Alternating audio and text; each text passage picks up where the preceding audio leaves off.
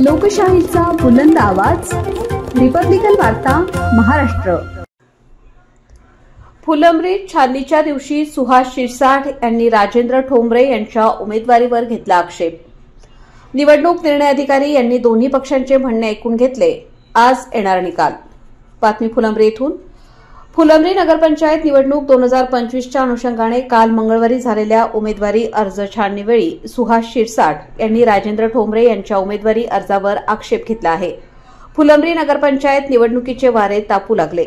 यात आज नगराध्यक्षपदासाठी कट्टर प्रतिस्पर्धी समजले जाणारे व मागच्या निवडणुकीत अवघ्या काही मतांनी एकमेकांना चितपट करणारे भाजपचे सुहास शिरसाट व फुलंब्री विकास आघाडीचे तथा उद्धव बाळासाहेब ठाकरे शिवसेनेचे राजेंद्र ठोंबरे यांच्या नगराध्यक्षपदासाठी दाखल केलेल्या उमेदवारी अर्जांची छाननी सुरू असताना सुहास शिरसाट यांनी राजेंद्र ठोंबरे यांच्या अर्जावर तिसऱ्या अपत्य संदर्भात आक्षेप घेतला आहे।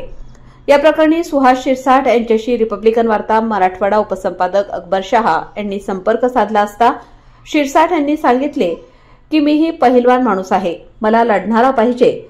मला फक्त ठोंबरे यांना जाणीव करून द्यायची होती की दुसऱ्यांना त्रास दिल्यावर कसा त्रास होतो। मी फक्त त्यांच्या तिसऱ्या अपत्याबाबत आक्षेप घेतला आहे असे सांगितले। तर राजेंद्र ठोंबरे यांना विचारले असता त्यांनी असे सांगितले की माझ्याकडे कोणतीही गोष्ट लपवलेली नाही। माझ्यावर जे आरोप लावण्यात आले ते बिनबुडाचे आहेत।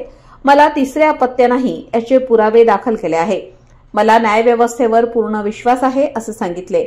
तर निवडणूक निर्णय अधिकारी यांनी सांगितले की उद्या या प्रकरणी निकाल देण्यात येणार आहे। तसेच उमेदवारांची फायनल यादी सुद्धा आज दिनांक 19 नोव्हेंबर रोजी प्रसिद्ध करण्यात येणार आहे असेही सांगितले। रिपब्लिकन वार्ता Maharashtra वृत्तवाहिनीसाठी Aurangabad Marathwada उपसंपादक Akbar Shah. Subscribe now and press the bell icon. Never miss an update.